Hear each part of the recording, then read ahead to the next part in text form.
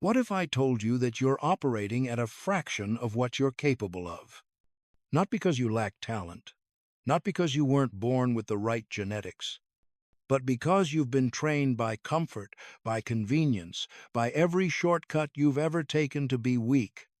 And the scariest part? You know it. You feel it every time you hit snooze, every time you skip the workout, every time you choose easy over necessary, every time you tell yourself you'll start tomorrow.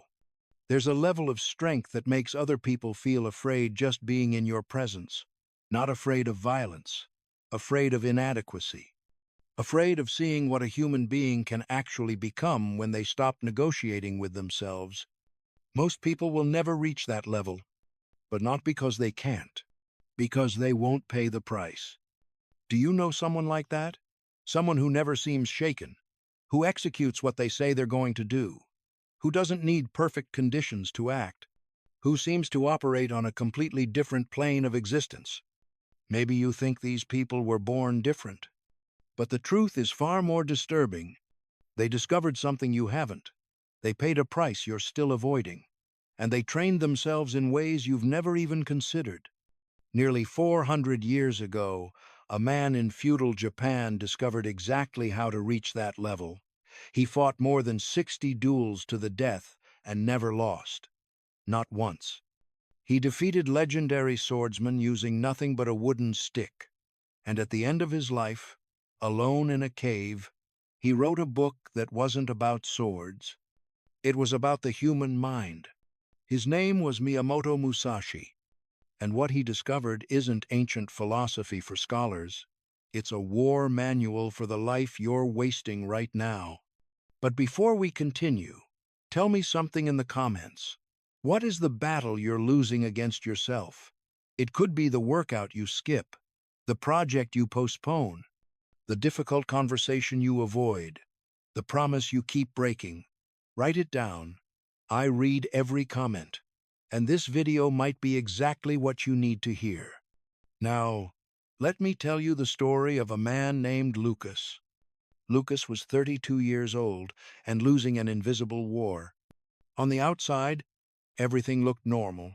Stable job at a marketing firm, decent apartment in a good neighborhood, a 3-year relationship with a woman named Sarah who genuinely loved him. He wasn't a failure. In fact, everyone who knew him said the same thing. Lucas is a smart guy, has real potential. But potential without execution is just an empty promise. And Lucas was an expert in empty promises, especially the ones he made to himself. His life followed a predictable pattern. Every Sunday night, lying in bed, he would feel a surge of determination. Tomorrow everything changes. I'll wake up at 6. I'll work out before the office. I'll eat clean. I'll finally start that side project. This week will be different. He would set 3 alarms, lay out his workout clothes on the chair, put a healthy breakfast in the fridge. And every Monday, the alarm would go off at 6 a.m., and Lucas would do the same thing. Just 10 more minutes. And the 10 minutes turned into 40, and the workout got pushed to after work. And after work, he was too tired. And the healthy breakfast stayed in the fridge while he grabbed coffee and a pastry on the way to the office. And the side project remained a collection of bookmarks he never opened. Tuesday was the same. Wednesday was worse. By Thursday, Lucas had already mentally given up on the week. Next Monday I'll really commit.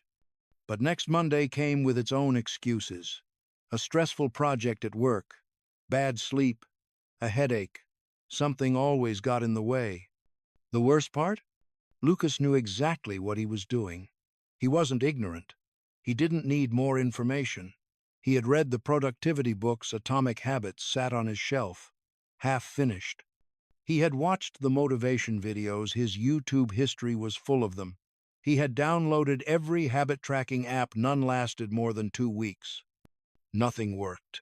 And deep down, in the quiet moments he tried to avoid, Lucas knew why. The problem wasn't lack of knowledge. It was lack of something far more fundamental. Lucas's relationship with Sarah had started to show cracks. Not dramatic fights. Something worse. A slow erosion. She would suggest weekend plans, and he would say, "I'm too tired. Let's do it next week." She would ask about his side project, and he would change the subject. She would try to have serious conversations about their future, and he would find ways to postpone them. One night, after he had canceled dinner plans for the third time that month, Sarah sat across from him in their living room and said something that cut deep. "Lucas, I feel like I'm dating a ghost. You're here, but you're not really here. You're always tired, always distracted, always putting things off. I don't know who you're becoming, but it's not the person I fell in love with." Lucas wanted to argue, to defend himself, but he couldn't, because she was right. He had become a ghost of the person he used to be, a collection of unfulfilled intentions, a man who lived entirely in tomorrow while today slipped away unnoticed. "I'll do better," he said. "I promise." Sarah looked at him with tired eyes. "You always promise, Lucas. I'm starting to think your promises don't mean anything anymore." That night, Lucas couldn't sleep. He lay in bed staring at the ceiling, Sarah's words echoing in his head. "Your promises don't mean anything anymore." When had that happened? When had he become someone whose word meant nothing, not even to himself? 3 weeks later, it happened. Lucas was at the office, finishing a report that was already 2 days late. His boss had pulled him aside that morning, voice tight with barely contained frustration. "I'm losing patience, Lucas. You used to be reliable. What's going on with you?" He had no answer, just mumbled apologies and promises to do better. That evening, alone at his desk while everyone else had gone home, Lucas felt something strange. His heart started racing, not gradually, suddenly, like someone had flipped a switch. His hands went cold, then numb. His vision narrowed, the edges going dark. His chest tightened so hard he couldn't breathe. He gripped the edge of his desk, convinced he was having a heart attack. "I'm dying. I'm actually dying." A colleague found him 20 minutes later, hunched over his desk, pale and shaking. She called an ambulance. The paramedics ran tests: blood pressure, heart rhythm, oxygen levels. Everything was physically fine. "It was a panic attack," the ER doctor explained. "Your heart is healthy, but your nervous system is not." Lucas sat on the hospital bed, still trembling. "I don't understand. I've never had anxiety problems." The doctor, an older woman with kind eyes and a direct manner, looked at him carefully. "Mr. Santos, let me ask you something. How often do you do things that make you uncomfortable? And I don't mean work stress. I mean voluntary discomfort, exercise that pushes you, cold showers, difficult conversations, anything that requires you to override your instinct for comfort." Lucas thought about it. Not often. Not really." The doctor nodded slowly. "That's what I suspected. Your nervous system has been calibrated for zero resistance. You've spent years avoiding discomfort in every form, and now your brain has learned to treat any discomfort, any stress at all, as a mortal threat." She leaned forward. "This isn't a medical problem, Mr. Santos. It's a calibration problem. You've trained your body to panic, and if you don't retrain it, this will happen again and again, and eventually your body will stop being able to handle normal life." Lucas sat in silence. A calibration problem. He had spent years taking the path of least resistance, hitting snooze, skipping workouts, choosing easy tasks over hard ones, avoiding conflict, postponing everything uncomfortable. And now his brain had learned that discomfort equals danger. But discomfort doesn't equal danger. Discomfort equals growth. And Lucas had been running from growth his entire adult life. That night, unable to sleep, Lucas did something he hadn't done in years. He went searching, not for productivity hacks or motivation videos. He had consumed enough of those to know they didn't work for him. He was looking for something deeper, something that would explain why he had become so weak and how to become strong. At 3 a.m., scrolling through articles he barely understood, he stumbled across a name he had never heard before. Miyamoto Musashi. He started reading, and he couldn't stop. Musashi wasn't a philosopher in a classroom. He was a killer. Born in 1584, in a Japan torn apart by civil war, he fought his first duel at age 13. His opponent was an adult samurai, a trained warrior with years of experience. Musashi beat him to death with a wooden staff. By the time he was 30, Musashi had killed dozens of men in single combat. He was feared across Japan. Entire schools of swordsmanship refused to face him. Samurai who had trained their whole lives would hear his name and find excuses to be elsewhere. But here's what made Musashi different from every other warrior of his era. He never lost. Not once. In over 60 recorded duels to the death, Musashi walked away every single time, and he didn't do it with superior weapons or armor or armies. Often, he did it with deliberate handicaps. His most famous duel was against Sasaki Kojiro, considered the greatest swordsman in Japan. Kojiro's technique was legendary, a strike so fast it was called the swallow cut because it could slice a bird from the air. On the day of the duel, everyone expected Musashi to arrive early, to prepare, to show respect for such a dangerous opponent. Instead, Musashi showed up late, hours late. Kojiro waited on the beach, growing angrier by the minute, his emotional state deteriorating. When Musashi finally arrived by boat, he was carrying no proper sword, just a crude wooden weapon he had carved from a spare oar during the ride over. Kojiro was furious. "You dare face me with that?" Musashi said nothing. The duel lasted seconds. Kojiro swung his famous swallow cut. Musashi stepped inside it and brought the wooden oar down on Kojiro's skull. One strike. Legendary swordsman dead. Musashi bowed to the body and walked away. How? How does someone reach that level of certainty? That level of calm in the face of death itself? Musashi spent the last years of his life answering that question. Alone in a cave called Regondo the Spirit Rock Cave deep in the mountains of Kyushu, he wrote his final work. He called it Gorin no Sho, the Book of Five Rings. It wasn't a book about sword techniques. Any student could learn techniques. It was a book about the mind, about how to forge a spirit that cannot be broken, about how to achieve a level of strength that seems almost inhuman. And the principles inside it are exactly what Lucas and maybe you have been missing. The first principle Musashi taught was so counterintuitive that most people reject it immediately. He wrote, "Do not develop an attachment to any one weapon or any one school of fighting." On the surface, this sounds like tactical advice for samurai. Learn multiple weapons. Be versatile. But Musashi meant something far deeper. He meant, do not depend on conditions. Most people can only perform when everything is perfect. They can only work out when they're well rested. They can only focus when it's quiet. They can only be productive when they feel motivated.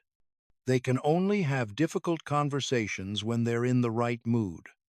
These people are weak, not because they lack capability, but because their capability is conditional. It requires perfect circumstances to activate. And life doesn't provide perfect circumstances.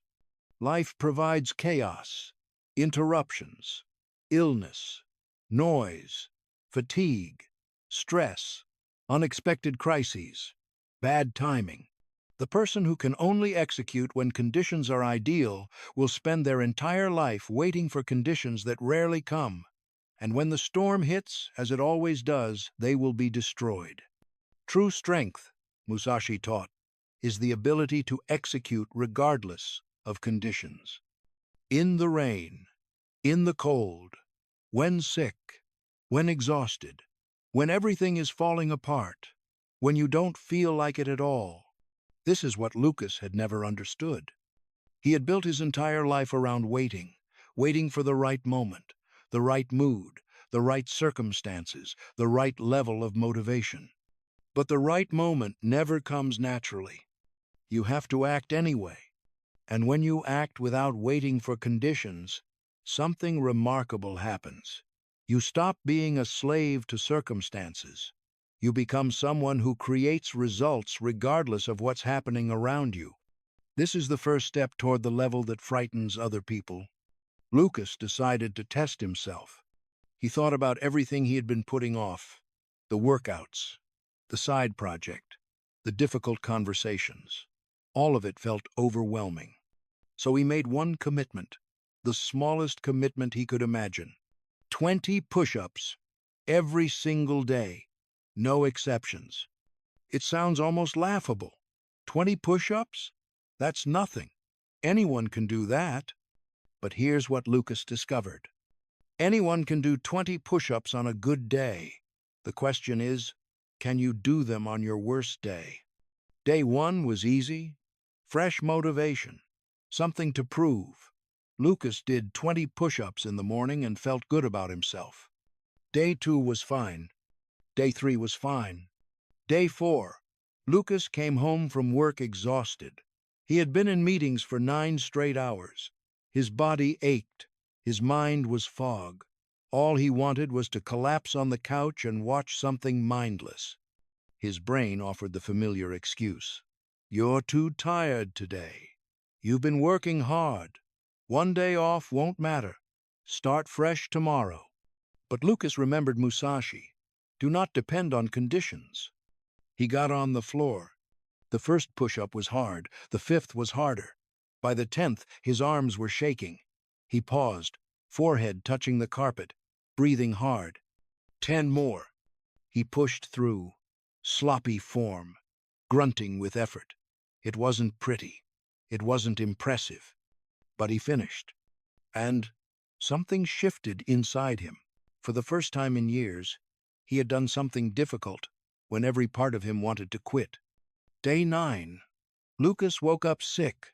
Fever of 38.5 degrees. Every muscle ached.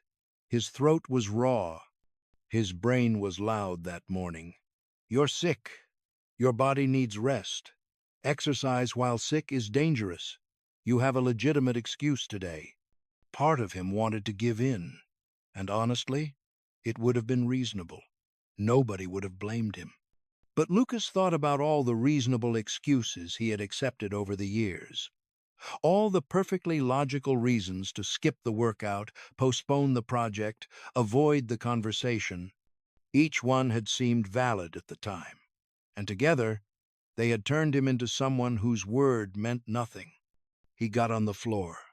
He did 10 push-ups, rested, did 5 more, rested, did 5 more. It took almost 15 minutes. He felt terrible afterward. He went straight back to bed. But he had done it. Day 15. Lucas was traveling for work. Different city. Unfamiliar hotel room. He had been in transit for 12 hours. Jet-lagged, hungry, disoriented. His brain tried again. You're in a strange place. Your routine is disrupted. It's okay to take a break while traveling. Normal rules don't apply. Lucas got on the hotel floor, not even sure it was clean, and did 20 push-ups before his first meeting. Day 23. Something strange happened.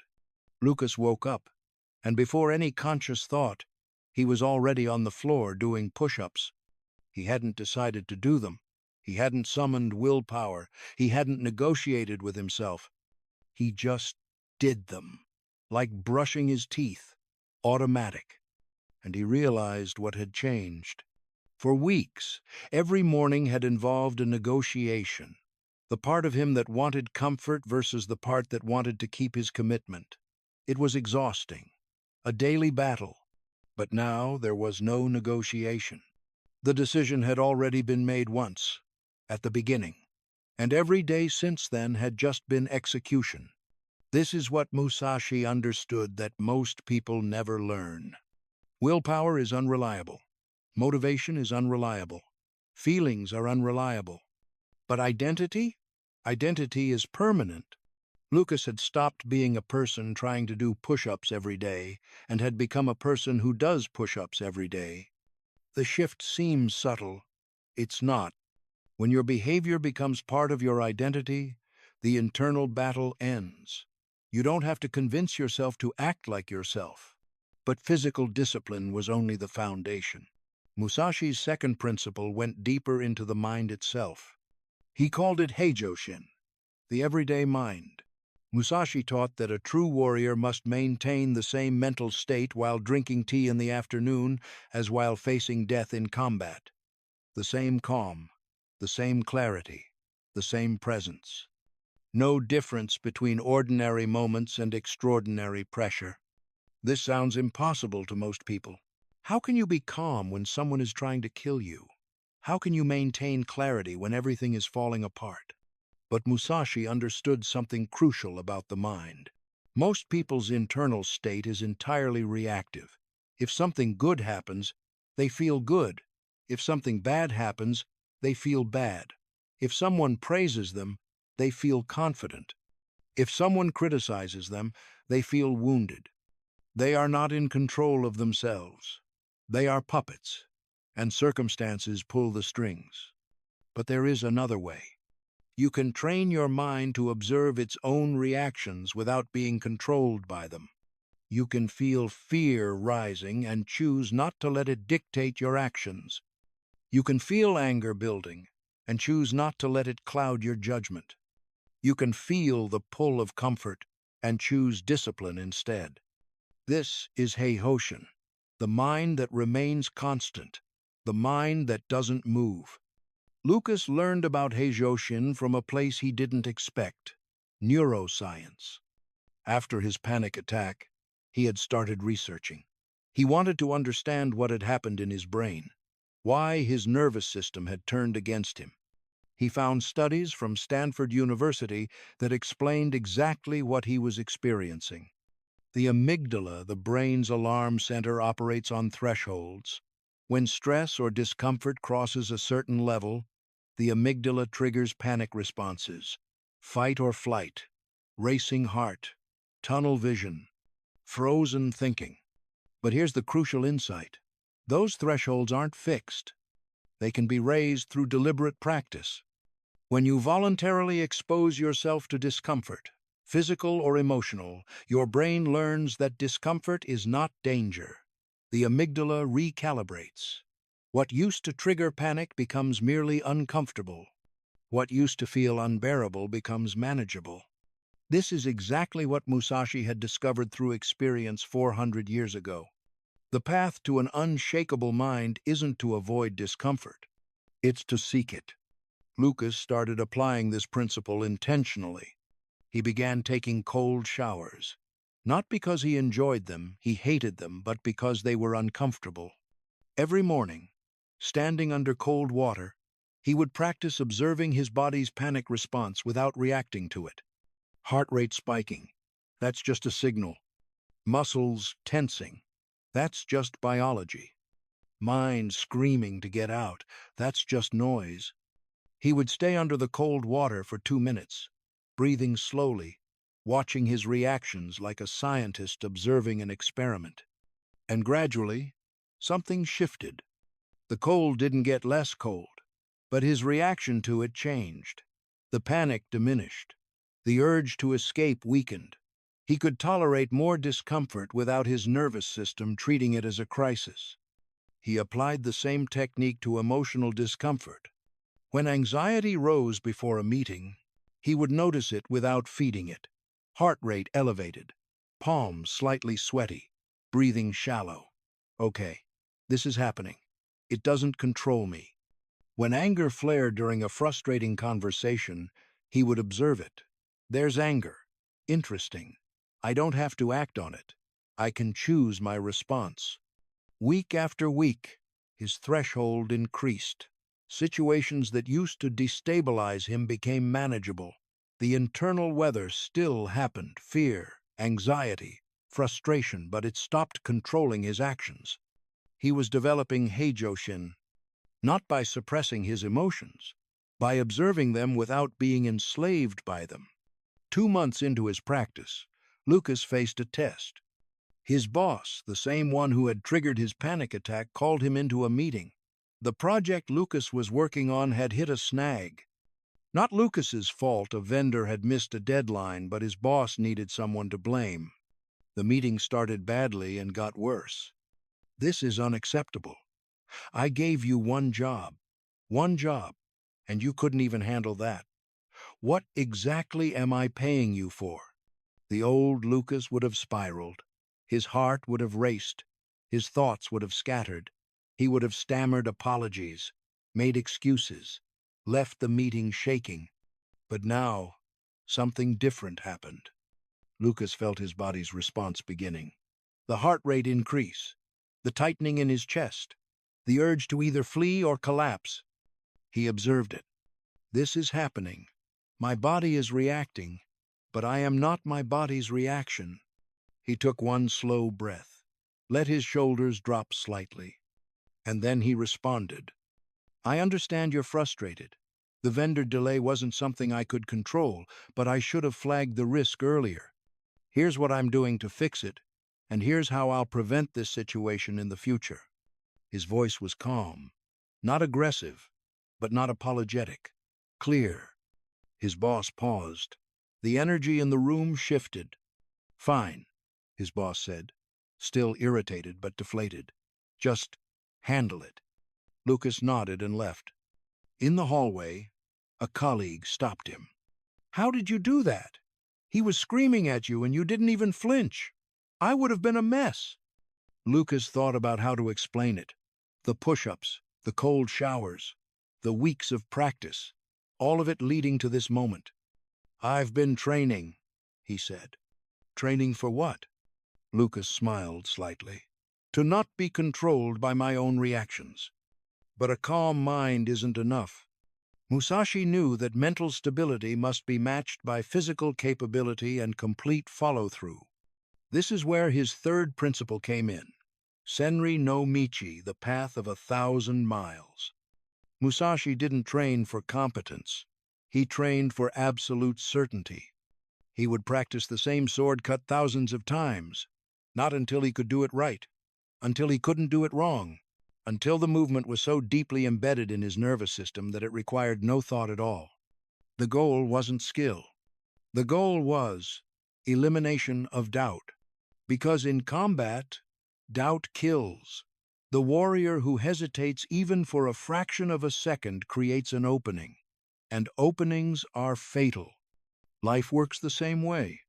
The person who has to convince themselves to act, who negotiates with their commitments, who needs to feel ready before starting that person, will always operate below their potential. They will always have a gap between intention and action, and that gap is where dreams go to die. Musashi's solution was relentless repetition. You don't practice until you can do something. You practice until you cannot fail to do it. Lucas understood what this meant for him. 20 push-ups had built the habit, but habits can be broken. What he needed was something deeper, a complete rewiring of what he believed was possible for himself. He set himself a new challenge: 100 push-ups, every day, for 30 days. Not broken into comfortable sets throughout the day. 100 push-ups in a single session, every morning, no exceptions. It sounded impossible. He could barely do 30 inches a row. How was he supposed to do 100? Day 1 of the challenge was humbling. Lucas did 25 push-ups and his arms gave out. He rested, did 20 more, rested longer, did 15, rested even longer. The last 40 took him almost an hour, broken into sets of 5 and 10, with long breaks in between. He was drenched in sweat. His arms were shaking. His chest felt like it had been torn apart. But he finished. Day 3, same brutal grind. The pain hadn't diminished, but something else had begun to shift. His mind had stopped offering the option to quit. Day 7, Lucas finished 100 push-ups in 35 minutes, still broken into sets, but the sets were larger, the breaks were shorter. Day 10. He noticed something unexpected. The hardest moment wasn't rep 80 or 90. It was rep 1. Starting was the battle. Once he started, momentum carried him forward. Day 15. His body had transformed visibly. His arms and chest showed definition he had never seen. But more importantly, his relationship with physical discomfort had changed completely. Pain was no longer a signal to stop. It was just information. Data about what was happening in his body. He could acknowledge it without obeying it. Day 20. Lucas finished 100 push-ups in 18 minutes. Unbroken. No pauses. Just one continuous effort. His girlfriend Sarah watched him that morning. When he finished, she said something that surprised him. "It's weird. You look different. Not just your body, your face. The way you hold yourself. Like you know something you didn't know before." Lucas thought about it. She was right. Something had changed in how he carried himself. He had proven something that most people never prove. That limits are negotiable. That the voice saying you can't is a liar. That his body would obey if he simply stopped giving it the option to refuse. Day 30. Lucas woke up and did 100 push-ups in 15 minutes. Clean form, controlled breathing, almost meditative. And he understood what Musashi meant about practicing until you cannot fail. The push-ups were never about the push-ups. They were about building such deep certainty in himself that hesitation became impossible. But Musashi's teaching didn't end with accomplishment. There was another principle, often overlooked, that he considered essential: zanshin, remaining mind, continuing awareness. This is the vigilance that stays active after the sword strike lands, the presence that doesn't dissolve after the enemy falls. Musashi observed that most warriors made a critical error. They would execute a perfect technique, defeat their opponent, and immediately relax. Their mind would celebrate. Their guard would drop. Their attention would drift. And in that moment of relaxation, they were vulnerable. A wounded enemy could still strike. A hidden threat could emerge. The battle wasn't over just because they thought it was. Musashi taught that victory is the most dangerous moment, because victory breeds complacency, and complacency invites defeat. Lucas recognized this pattern with painful clarity. Every time he achieved something in the past, finished a project, reached a goal, completed a challenge, he would immediately relax, celebrate, take a break, let his discipline dissolve. And every time, the break would extend. The habits would fade. The progress would reverse. He would win the battle and lose the war. Now he understood why. He had no zanshin, no continuing awareness. His vigilance ended the moment the immediate challenge ended. So Lucas added a new practice. After every completed task, not just workouts, but anything that required effort, he would pause, not to celebrate, to consolidate. He would ask himself 3 questions. What did I learn? What can I improve? What's the next step? Then he would take that next step, immediately, before his mind had a chance to settle into satisfaction. He stopped treating achievements as destinations and started treating them as waypoints. The practice never ends. The guard never drops. The mind remains. 8 months after his panic attack, Lucas faced the ultimate test. He was laid off. The company announced a restructuring. 3 departments were being eliminated. Lucas was one of 40 people who lost their jobs in a single afternoon. He walked out of the HR meeting and looked around at his former colleagues. Some were crying. Some were ranting with anger, threatening lawyers, blaming management. Some looked shell-shocked, frozen by sudden uncertainty. Lucas felt something completely different. He felt calm. Not happy, not indifferent, but calm. He went home. He made a cup of tea. He sat in silence for 20 minutes, just observing his internal state. Fear was there. He noticed it. Concern about money, uncertainty about the future, a whisper of identity crisis. Who am I without this job? All of it was present. None of it controlled him. Because he had trained for this. Not for this specific event, but for this type of event. The unexpected blow, the sudden storm, the crisis that arrives without warning. His nervous system didn't spiral. His mind didn't catastrophize. The threshold he had built over months of deliberate practice was holding. He was experiencing Fushin, the immovable mind. Musashi wrote about Fushin as the state where external events lose their power to destabilize you. Not because you don't feel. You feel everything. But because feeling and reacting are not the same thing. Most people are like leaves in the wind. Their emotional state is determined entirely by circumstances. Good news makes them happy. Bad news makes them distraught. They have no foundation, no center of gravity. They are blown around by whatever happens to them. The person with Fushin is like a mountain. The wind still blows, the storms still come, but the mountain doesn't move. This isn't stoicism in the cold, unfeeling sense. It's something deeper. It's stability built through practice. It's knowing because you've proven it that you can handle whatever comes. And here's what Musashi understood that most people miss. You cannot think your way to an immovable mind. You can only build it through action, through facing discomfort repeatedly, through keeping your commitments when every part of you wants to quit, through proving to yourself, over and over, that you are not your reactions. The body teaches the mind, and Lucas had finally learned to listen. That afternoon, after processing the layoff, Lucas opened his laptop and started searching for new opportunities. He didn't post angry messages on social media. He didn't spiral into self-pity. He didn't take a week off to recover from the shock. He acted. Within a week, he had scheduled 5 interviews.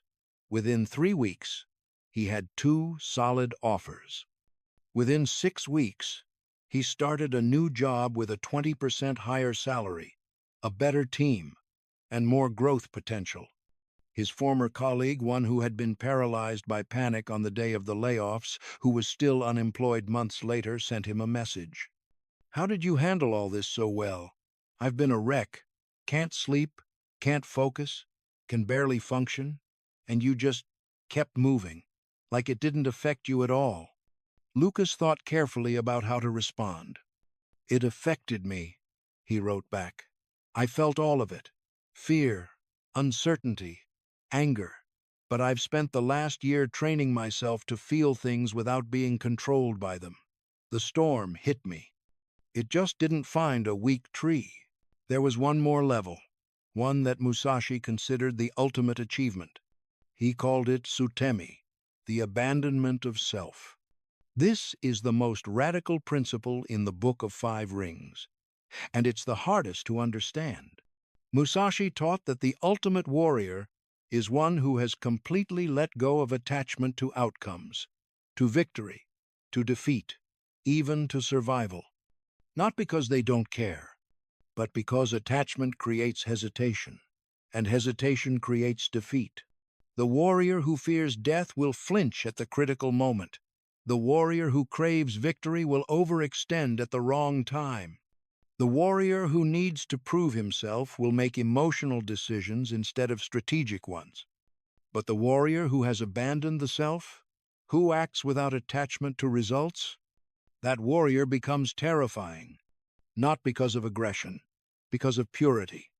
There's no fear to exploit, no ego to manipulate, no desire that can be used against them. They become pure action, pure presence, pure execution. Lucas glimpsed sutemi only in moments. During a crucial presentation at his new job, when he stopped caring about impressing anyone and simply focused on delivering value, His voice steadied. His thoughts clarified. He performed better than he ever had when he was trying to perform. During a difficult conversation with Sarah about their future, when he stopped trying to win the argument and simply told the truth, the defenses dropped. Real connection happened. They emerged closer than before. During his morning workouts, when he stopped counting reps and simply moved, no internal commentary, no negotiation, just action flowing from intention without obstruction. In those moments, something strange happened. He performed better than he ever had when he was trying, because the trying was the obstacle, the self-consciousness, the desire for validation, the fear of failure. When those fell away, even temporarily, what remained was pure capability, unobstructed by ego, undiluted by anxiety. This is what Musashi meant when he wrote, "In the void is virtue, and no evil. Wisdom exists. Principle exists. The way exists. Spirit is empty." When you strip away everything false, the excuses, the negotiations, the ego, the attachment, what remains is pure potential. There's another concept Musashi introduced that Lucas found crucial. Hyoho, strategy. But not strategy in the chess-playing sense. Strategy as total efficiency. Strategy as having no unnecessary movements, no wasted actions, no weak points. Musashi wrote, "The way of strategy is the way of nature. When you appreciate the power of nature, knowing the rhythm of any situation, you will be able to hit the enemy naturally and strike naturally."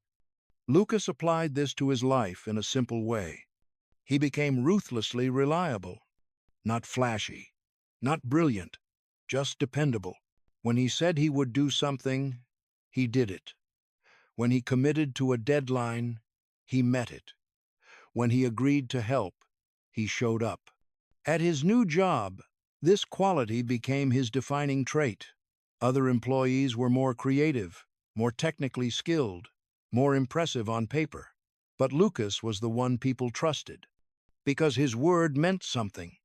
His manager told him 6 months in, "I don't know exactly what changed in you, but you're the most dependable person on this team. When you say something will get done, I never have to worry about it." Do you know how rare that is? Lucas knew. He had been on the other side. He had been the one whose promises meant nothing. Hyoho in practice is simple but rare. Become someone with no weak points. Not through perfection, through reliability. Through doing exactly what you say you will do, every single time, until people stop wondering and start assuming. This is more powerful than talent. Talent without reliability is just potential. And potential, as Lucas had learned, means nothing without execution. Lucas is 34 now, 2 years since his panic attack. He doesn't look dramatically different. He's not a bodybuilder. He's not a CEO. He hasn't achieved anything that would make headlines. But people notice something when they meet him. There's a stillness in his presence, a groundedness, the sense that he occupies his own body fully, that his attention is completely where he is. His friends started coming to him for advice, not because he's the smartest or most successful, because he seems certain about something they're not. His colleagues defer to his judgment in crises, not because he's the most senior, because he stays calm when others panic. Sarah says she feels safe with him in a way she's never felt with anyone. Not protected from external danger, something deeper, safe that he will be who he says he is, that his word is reliable, that she can trust him. And when Lucas looks in the mirror, he sees someone he respects, not because of what he's achieved, because of who he's become. A person who does what he says he will do. A person who doesn't negotiate with himself. A person who has paid the price and continues to pay it every single day. A person who has glimpsed the level that frightens others. Musashi died in 1645, alone in the Regondo cave, having completed his book. His final days were spent in meditation, not fighting, not teaching, just sitting with the totality of what he had learned. His last teaching was perhaps his most mysterious. In the void is virtue, and no evil. Wisdom exists, principle exists, the way exists. The spirit is empty. What does that mean? It means that when you strip away everything false, the excuses, the conditions, the negotiations, the ego, what remains is not emptiness. What remains is openness. The void isn't nothingness. It's potential. It's the space where true strength can finally emerge because nothing false is blocking it anymore. You have that void inside you. You have that potential. Right now, reading these words. The question isn't whether it exists.